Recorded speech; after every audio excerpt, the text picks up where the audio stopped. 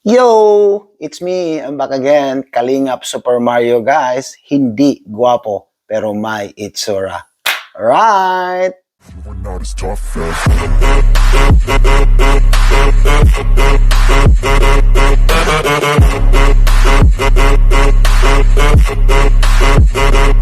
Alam mo, may hindi project lang, po ako. hindi mo lang sinasabi. So ngayon sasabihin ko na si Angelica po ay pababahayan ko yan. Yan ang ano ko, ang Project mo. Project ko kay Angelica, pababahayan ko yan. So ngayon po ay nag-iipon pa po ako ng pera para pang-umpisa po ng pabahay para kay Angelica. Naging top 2 ako dahil sa love team. Love team, oo.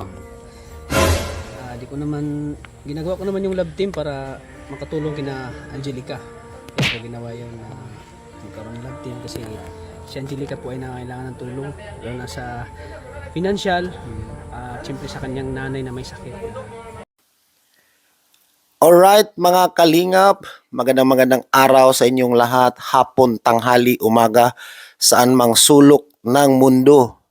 Mega love shout out sa inyong lahat at lalong-lalo na ni Kuya Val Santos Matubang, Ate Edna Vlogs, Kalingap Rab, at sa lahat ng mga charity vloggers sa Kalingap at lalong-lalo na sa mga kasamahan kong reaktor sa Karepa.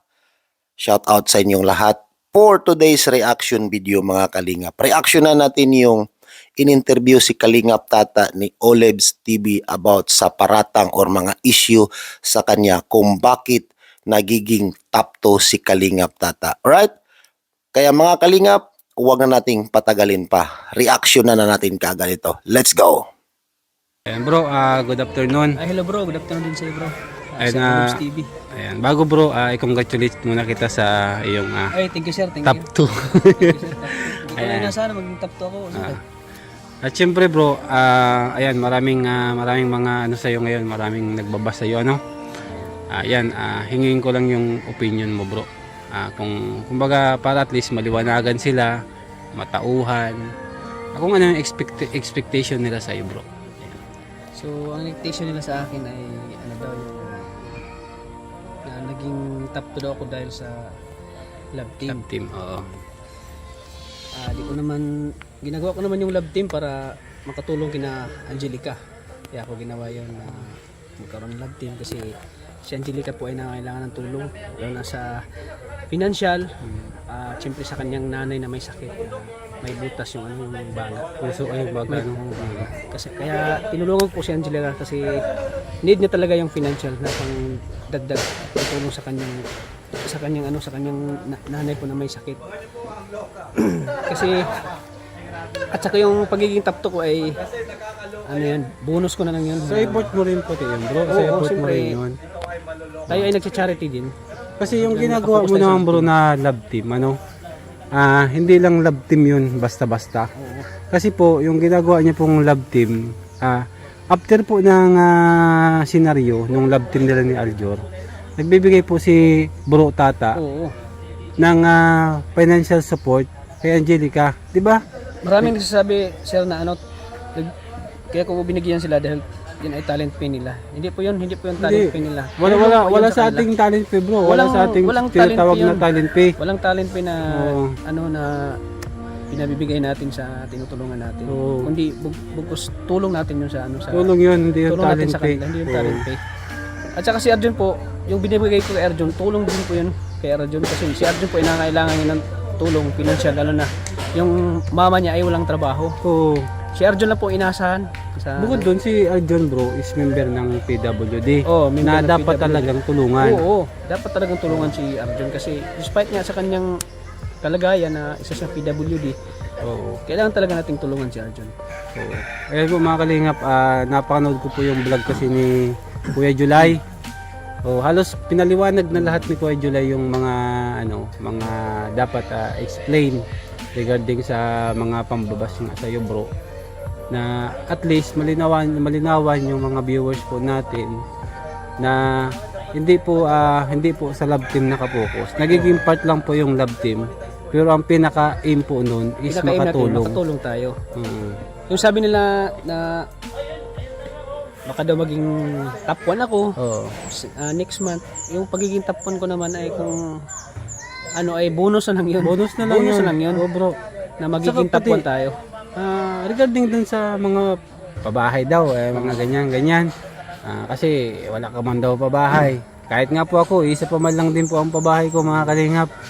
Pero, ang masasabi ko lang po, kahit ganun po yung pabahay ko o kay Bro Tata, which is hindi mo masasabi na na charity na ba yun o hindi charity. Mali po. Kasi po, unang-una, yun ang mission natin. Yun ang ano natin na makatulong tayo. Makatulong tayo sa Yun ating talaga mga ang kababayan. aim natin, Oo. purpose natin bakit tayo nag-charity kasi gusto natin makatulong. Hinahaluan lang natin ng kaunting good vibes. Good vibes para yung mga viewers natin ay hindi lang mag-enjoy naman sila. Oo. Lalo dun sa mga OFW nating mga kababayan na laging pagod sa trabaho, laging stress. At kahit papaano ay nakapagpawi tayo ng kanilang lungkot at pagod sa trabaho. Tsaka pati regarding sa issue na yun bro, medyo maano din baga maano din pakinggan bro, mabulsot ka dyan. Oo. Kumbaga Pero okay lang naman yun, hindi ko naman inaano yun. Pero tuloy Nasa lang social bro. media tayo eh. Sa social media tayo. Kailangan nang tanggapin ko yung mga binabato sa atin ay wala naman problema sa akin yun. Ako ay hindi naman ganun na tao. Bahala na lang sila. Bahala na lang sila kung ano yung Kung hindi nila maunawaan, hindi nila may nawa, kung hindi nila nagustuhan yung ginagawa ko. bahala na lang sila. Bahala na sila. Asa kanila yun. Importante sa akin na makatulong ako. Tapos yung nasa puso mo Yun ang bro, puso alam ko ko. na yung nasa puso mo is Pagtulong. pagtulong lang. Hindi lang po yan for the benefits Hindi lang na for the sa benefits. atin. Oo. Di ba? Siyempre, sa iba nating mga kababayan. Oo, sa iba natin mga kabayan. Kaya sa mga hindi po nakakaunawa, yung kay Arjun, kay Angelica, na kung inaakala po ninyo na for ano lang yung for public views lang, ayan, mag-isip-isip po tayo kasi sabi ko nga po, ginagawa po yun ni Kalingap Tata. May kasama po yung charity. Oh, may kasamang tulong yun. May Yung kasamang galing sa ating tulong. channel, yun po ang pinangtutulong ko sa kanilang dalawa. Oo. Kasi alam ko na yung pira na galing sa aking channel ay makakatulong doon sa kanilang dalawa. At saka hindi lang yan bro. Di ba may project ka naman na sunod? Alam mo, may hindi project lang, po ako. hindi mo lang sinasabi.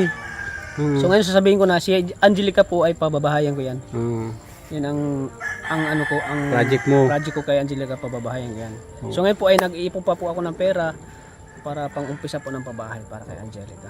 Kaya sa mga ano po natin, maghintay lang po kayo mga kalingap kasi hindi naman po Advance agad-agad. lang kasi sila masyadong Oo, mag-isip. masyadong Huwag advance. lang mag-advance, masyadong mag-isip sa... Kasi hintayin nyo muna po na makapag-adjust si Bro Tata, makapag-ipon ng budget. Siyempre kailangan natin ng malaking budget yan kasi hindi Pag basta-basta nagpasimula ka, Hindi basta-basta magpabahay. pag nagpasimula ka bro, kung wala kang 100k, Oo. ilang araw lang trabaho yan. Oo, ilang araw. Yung 100k na yan, Ilang araw mo yung ilang 1 week lang yan. Oo. tatrabahuin sa pagbablog ka Sa na pagbablog. para makaipon ka. Oo. Ang sahod po namin sa YouTube, every month. Oo, Pero yung every month na yun, grabe yung paghihirap yun para makakuha ka ng revenue. Kaya makakuha ka ng revenue. Mm. Swerte, bonus lang nga sa akin yung may views Nakatapto yung ka, ano ko. bonus lang yun. Saka Bonus lang pati, yun sa akin eh. Kung magtampon man tayo, bonus lang yun sa atin. totoo yun. Totoo yun. Kumbaga, kaya, yan mga kalingap, kumbaga, ano ko lang po sa lahat po ng mga viewers po natin, mga supporters, na patuloy po nga sumusuporta sa Team Kalingap, and sa adhikain ng Team Kalingap. Sana po mga Kalingap, wag po muna tayong manghusga, wag po muna tayong mag-comment na kung ano-ano base sa ating nakikita kasi yun na nga, hindi pa po natin nakikita yung talagang dapat na gawin ni Bro Tata na tulong kay Angelica and kay Aljor. Kaya ano ko lang po sa inyo na sana ay maghintay tayo kung ano yung mga susunod na kabanata. Kung anong susunod natin na hakbang. Kung ano po yung sunod na hakbang na gagawin niya sa kanyang pag-charity. Yan. And syempre, sabi ko nga, ako bro, although hindi man ako nababas na masyado kasi bihira akong mag-upload, pero nagigilty rin naman ako kasi sabi ko nga, sa ngayon bro, hindi ako makapag-scout. Hindi rin ako masyadong makapag-charity ngayon.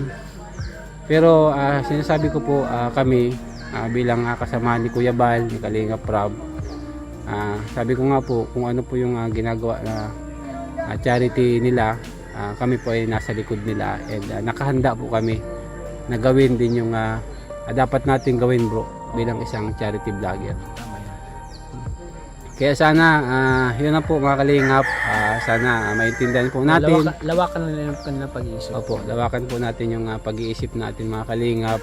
Wag po tayo agad-agad na mangusga o pangunahan natin yung mga dapat gawin ni Bro Tata kasi kailangan po mag-ipon-ipon muna ng Ipon tayo kasi pondo. ando naman talaga yung purpose natin para makatulong at siyempre magkaroon tayo ng yun ang talaga ang main target ko na magkaroon ako ng pabahay Oo. kasi hindi pa ako nakapagpabahay so ito siguro ang pinaka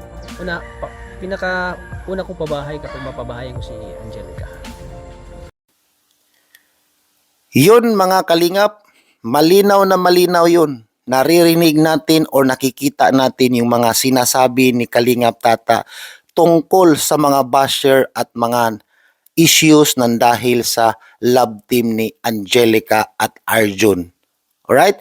So, need talaga niyang tulungan. Unahin natin si Angelica. Si Angelica is merong sakit ang nanay niya. No? So, need ng financial support. And then, pagdating sa financial support, nakakatulong si Tata ni Angelica. At sila Angelica at Arjun nakakatulong sa channel ni Kalingap Tata. Alright? Napakalinaw yung sinabi ni Kalingap Tata, mga Kalingap, na una niyang pabahayan si Angelica. Pero sa ngayon, hindi pa niya kaya.